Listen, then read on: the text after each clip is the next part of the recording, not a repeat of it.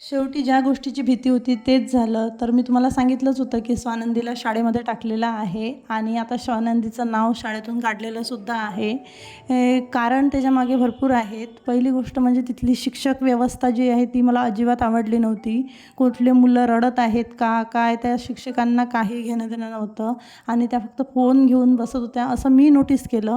आणि स्वानंदीसुद्धा 2 दिवस गेली खूप आनंदाने. तिसऱ्या दिवसपासून तीसुद्धा रडायला लागली होती. त्यामुळे असा निर्णय घेतला की आम्ही पैसे वापस मागून घेतले आणि स्वानंदीचं नाव काढून घेतलं.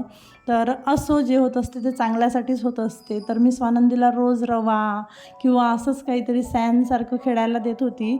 पण मी आता तिला खरोखर असा सँड विकत म्हणजे ऑनलाईन बोलावलेला आहे, जो की खूप छान आहे. आपल्यालासुद्धा खेळायला मजा येते त्याच्यासोबत. जर तुम्हाला याची लिंक पाहिजे असेल तर मला लिंक असं टाईप करा.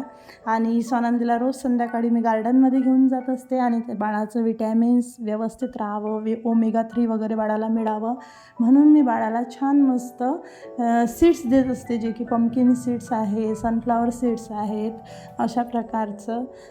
असो, हाच होता आपला आजचा व्लॉग. कसा वाटला कॉमेंट करा, व्हिडिओला लाईक करा, शेअर करा, सबस्क्राईब करा. बाय.